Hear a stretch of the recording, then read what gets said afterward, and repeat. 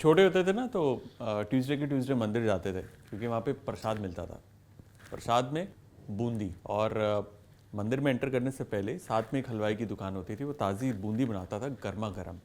थोड़ा चढ़ाने के लिए लेते थे और थोड़ा घर लेके जाते थे क्योंकि बूंदी गर्मा गर्म बहुत अच्छी लगती थी। और छोटे होते थे ना तो वी यूज्ड टू वंडर कि यार ये गोल कैसे बनाते हैं यार, बिल्कुल बढ़िया गोल गोल मोती की तरह। बारीक भी होती थी, कई बड़ी बड़ी बूंदी भी होती थी। तो हुआ यूँ कि एक बार ट्रेनिंग के दौरान पता चला कि बूंदी ऐसे बनती है, मीठी बूंदी ऐसे बनती है, बूंदी के लड्डू इस तरीके से बनते हैं। आज वही तरीका जो बहुत ही सिंपल है इस्तेमाल करके मैं बताऊंगा बूंदी कैसे बनती है मीठी वाली। चलिए बनाते हैं, बहुत ही टेस्टी होती है, बहुत ही सरल। देखिए मीठी बूंदी बनाने के लिए उसके दो हिस्से हैं, एक बेसन का बैटर और दूसरा चाशनी। चाशनी जो है उसके लिए हम लेंगे चीनी और इसमें जाएगा पानी। गैस को करेंगे ऑन। देखिए जो बेसन की बूंदी बनती है उसकी जो चाशनी है वो बहुत ज़्यादा थिक या बहुत ज़्यादा पतली होगी तो बूंदी बराबर बनेगी नहीं। हमें चाहिए एक तार जितनी गाढ़ी या उससे थोड़ी सी ज़्यादा गाढ़ी होगी वो भी चलेगी। लेकिन अगर बूंदी की चाशनी पतली रह गई तो बूंदी ना बिल्कुल सॉफ्ट हो जाएगी और उसके अंदर वो बाइट या क्रंच नहीं रहेगा जो ताज़ी बूंदी में मिलता है। इसलिए ये हमारी शुगर, जिसे हम उबालेंगे, ऑप्शनल है, लेकिन आप इसके अंदर शुगर सिरप के अंदर थोड़ा सा इलायची का पाउडर भी डाल सकते हैं, एक अच्छा फ्लेवर देता है। मैंने डाली है हरी इलायची का पाउडर और थोड़ा काली इलायची के दाने। अब इसके अंदर आप चाहें तो केसर मिला सकते हैं या चाहें तो थोड़ा सा केसरी कलर भी इस्तेमाल कर सकते हैं। देखो ये रहा। इसे बॉईल करेंगे, जब एक तार का हो जाएगा इसे एक तरफ रख देंगे।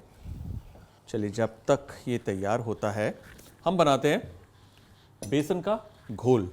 देखिए बूंदी बनाने के लिए हम लेंगे बेसन, उसमें हम डालेंगे ज़रा सा yellow colour. Again yellow colour optional है, अगर आप चाहें तो इसे अवॉइड भी कर सकते हैं। अब इसमें हम डालेंगे पानी।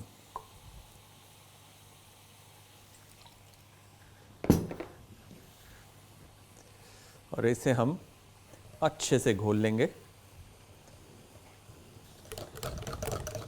पहले हमेशा कम पानी डालना है क्योंकि बेसन क्या होता है, लगता है कि पानी पी जाएगा लेकिन अचानक से लगता है कि अरे ये तो बहुत ज़्यादा पानी हो गया। इसलिए उस दिक्कत से बचने के लिए कि फिर बेसन डालो, फिर पानी डालो, फिर बेसन डालो, फिर पानी डालो, पहले थोड़ा गाढ़ा, उसके बाद थोड़ा थोड़ा करके हमें पानी डालना है। और कंसिस्टेंसी हमें चाहिए थोड़ी गाढ़ी लेकिन pouring. I just show you कि वो कैसी दिखती है। ये देखिए गाढ़ा है लेकिन कैसे जर से गिरता जा रहा है, बिल्कुल परफेक्ट है इसकी कंसिस्टेंसी। इनफैक्ट स्पून के पीछे आप देख रहे हैं किस तरीके से ये निशान छोड़ रहा है, मतलब हमारी कंसिस्टेंसी ये परफेक्ट है। बैटर तैयार है। शुगर सिरप को हम चेक करेंगे। आप देख रहे हैं थिक हो गया है, क्लियर एक तार की चाशनी बन गई है ये। गैस को करेंगे बंद, चाशनी को गर्म रखना है और अब हम चलेंगे बूंदी की तरफ। अब एक झारे की मदद से यानी कि इस फ्राइंग स्पून की मदद से हम बूंदी को फ्राई करेंगे। ये बूंदी का बैटर गर्मा गर्म तेल के अंदर हम यूं डालेंगे, हल्का इससे टैप करेंगे और देखिए बूंदी कैसे जर से गिरती जा रही है। ब्यूटीफुल। एक फ्रेश स्पून से हम इसे स्टर करेंगे ताकि आपस में चिपके ना। Look at that.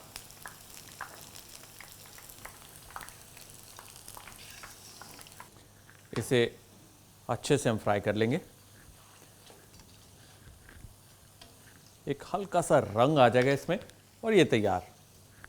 इसे निकालेंगे हम ऑयल से, ड्रेन दी ऑयल, और ये जाएगा सीधा चाशनी के अंदर।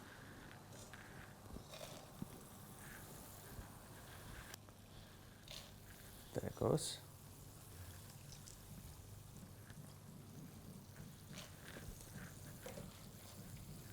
इसे हम इस तरीके से स्टर करेंगे। कुछ ही मिनटों के अंदर ये अच्छे से चाशनी पी लेगी और उसके बाद इसे हम छान कर अलग रख लेंगे। करीबन 5 मिनट हो गए हैं। अब हम क्या करेंगे, बूंदी को निकालेंगे।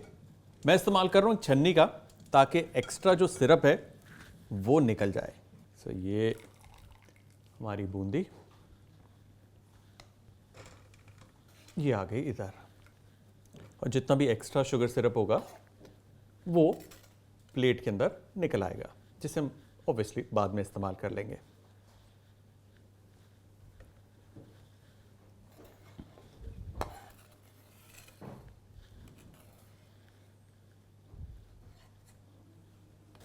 बूंदी हमारी तैयार है। इसे थोड़ा सा ठंडा होने देंगे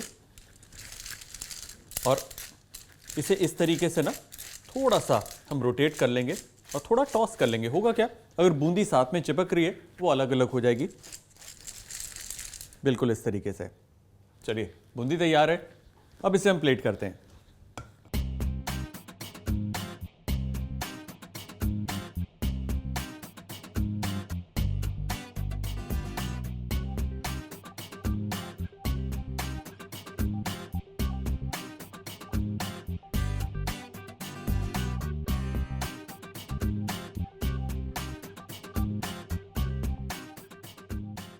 और हमारी मीठी बूंदी तैयार है। अच्छा स्नैक है, कभी कभार कुछ मीठा खाने का मन करता है, आराम से आप इसे बनाकर हफ्ते 2 हफ्ते तक रख सकते हैं, ये खराब नहीं होती। मीठी बूंदी डन।